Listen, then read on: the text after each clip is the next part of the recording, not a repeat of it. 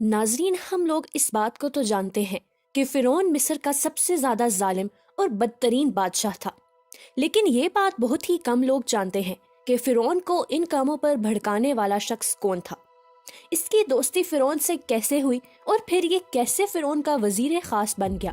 یہ سب باتیں ہم آج کی ویڈیو میں جانیں گے۔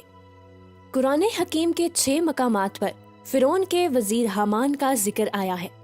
حامان کے بارے میں مفسرین لکھتے ہیں کہ حامان مصر کے وزیر کا ایک لقب ہوا کرتا تھا۔ جو کوئی بھی بادشاہ مصر کا وزیر مقرر ہوتا اس کو اس لقب سے پکارا جاتا تھا، اور بعض روایات میں آتا ہے کہ حامان اسی مخصوص شخص کا نام تھا جو فرعون کا وزیر تھا۔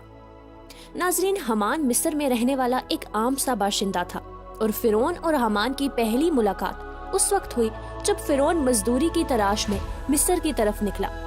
اب ایک مقام پر ان دونوں کی ملاقات ہوئی اور دیکھتے ہی دیکھتے یہ ملاقات دوستی میں بدل گئی، اور یہ دونوں بدبخت ایک دوسرے کے پکے دوست بن گئے۔ اس کے کچھ عرصے بعد فرعون مصر کے بادشاہ کے دربار میں گیا اور مصر کے قبرستان کی داروغی لے لی، اور دیکھتے ہی دیکھتے مصر کا وزیر بن گیا۔ ناظرین، کچھ سال وزیر رہنے کے بعد قسمت فرعون پر مہربان ہوئی اور وہ مصر کا بادشاہ بن گیا۔ اسی طرح جب فرعون مصر کا بادشاہ بنا تو اس بدبخت نے حامان کو بھی اپنے پاس بلا لیا اور اسے اپنا وزیر مقرر کر دیا۔ یہاں سے دونوں کی بدبختی کا آغاز ہوا۔ اب فرعون حامان کو اپنے ہر فیصلے میں شریک رکھتا تھا۔ اس کے ہر ظلم و ستم اور جبر و بربریت کے پیچھے اسی حامان نامی وزیر کا ہاتھ ہوتا تھا۔ مصر کے اندر جتنے بھی لوگوں کو بت پرستی کے اندر مبتلا کیا گیا اور جتنے لوگوں کو فرعون کو خدا نہ ماننے کی وجہ سے قتل کیا گیا، یہ تمام در مظالم اسی حامان نامی وزیر کی مشاورت سے کیے گئے۔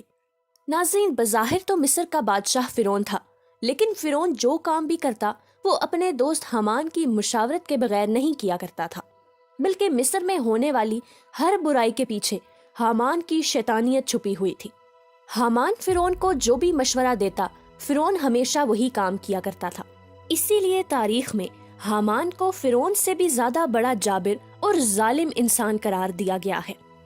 جب فرعون مصر کا بادشاہ بنا تو اس نے حامان سے کہا کہ میں مصر کے اندر خدائی کا دعویٰ کرنا چاہتا ہوں، اور میں چاہتا ہوں کہ مصر کے تمام تر لوگ مجھے اپنا خدا مانیں اور میری ہی عبادت کریں اور میرے سامنے سجدہ کریں۔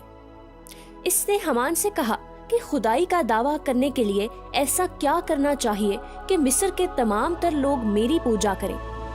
اس کے جواب میں حامان نے کہا کہ خدائی کا دعویٰ کرنے کے لیے دین کی تبلیغ پر پابندی لگائی جانی چاہیے اور دینی درس گاہوں کو بند کر دیا جانا چاہیے، اور پھر وقت کے ساتھ ساتھ لوگوں کو دین سے دور کر دیا جائے گا۔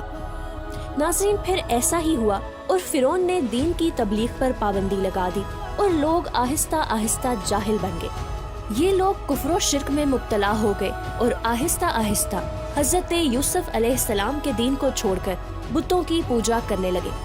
جب حامان نے دیکھا کہ مصر کے تمام تر لوگ اللہ تعالیٰ کی ذات کو بھول چکے ہیں اور اللہ کی وحدانیت کو چھوڑ کر کفر و شرک اور بت پرستی میں مبتلا ہو چکے ہیں، تو اس وقت حامان نے فرعون کو یہ مشورہ دیا کہ اب مصر کے تمام تر لوگوں کو ایک جگہ اکٹھا کیا جائے اور ان کے سامنے خدائی کا دعویٰ کیا جائے اور ان کو سجدہ کرنے کا حکم دیا جائے۔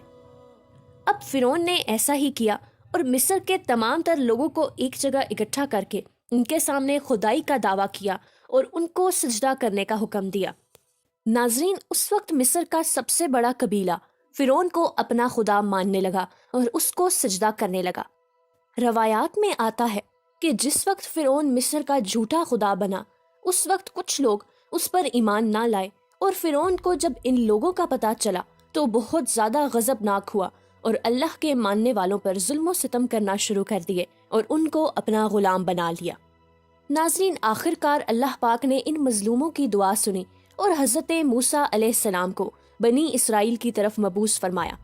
روایات میں آتا ہے کہ ایک مرتبہ حضرت موسیٰ علیہ السلام فرعون کے دربار میں تشریف لائے اور فرعون سے فرمایا کہ اے فرعون، اگر تو اللہ پاک کی وحدانیت پر ایمان لے آئے تو اللہ تعالیٰ تجھ پر انعامات فرمائے گا۔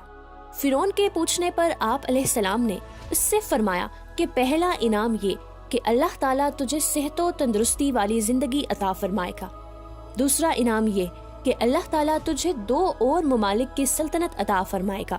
اور تیسرا انعام یہ کہ اللہ تعالیٰ تجھے جنت میں بھی جگہ عطا فرمائے گا۔ ناظرین، اب جب فرعون نے ان انعامات کے بارے میں سنا تو اس نے حامان سے مشورہ کیا اور حامان نے اس کو بھڑکانا شروع کر دیا۔ حامان نے فرعون کو حضرت موسیٰ علیہ السلام کے خلاف بھڑکانا شروع کر دیا اور کہنے لگا کہ موسیٰ علیہ السلام نے تو آپ کی شان میں گستاخی کر دی۔ اس کے بعد فرعون نے دین حق پر ایمان لانے سے انکار کر دیا اور آخر کار حامان کی وجہ سے اللہ تعالیٰ کی بارگاہ میں مشرک ہو گیا۔ اس کے بعد جب فرعون کا ظلم و ستم حد سے زیادہ بڑھ گیا تو اللہ تعالیٰ نے حضرت موسیٰ علیہ السلام کی طرف وحی نازل فرمائی اور ہجرت کا حکم دیا۔ ناظرین، حضرت موسیٰ علیہ السلام نے ہجرت کی تیاری فرمائی اور اپنے ماننے والوں کو بھی ہجرت کا حکم دیا۔ جب فرعون کو یہ بات پتہ چلی تو اس نے حضرت موسیٰ علیہ السلام کا پیچھا کرنے کا ارادہ کیا اور آخر کار حضرت موسیٰ علیہ السلام کا پیچھا کرتے کرتے دریائے نیل میں غرق ہو گیا، اور یوں یہ ظالم رہتی دنیا تک کے لیے عبرت کا نشان بن گیا۔ ناظرین، ہمارے اس چینل کو آگے بڑھانے کے لیے ہمیں آپ کے تعاون کی ضرورت ہے، تو ہمارے اس چینل کو سبسکرائب کریں اور ویڈیوز کو شیئر کریں۔ اللہ تعالیٰ سے دعا ہے کہ ہمیں اپنی فرما برداری اور شکر گزاری کی زندگی گزارنے کی توفیق عطا فرمائے۔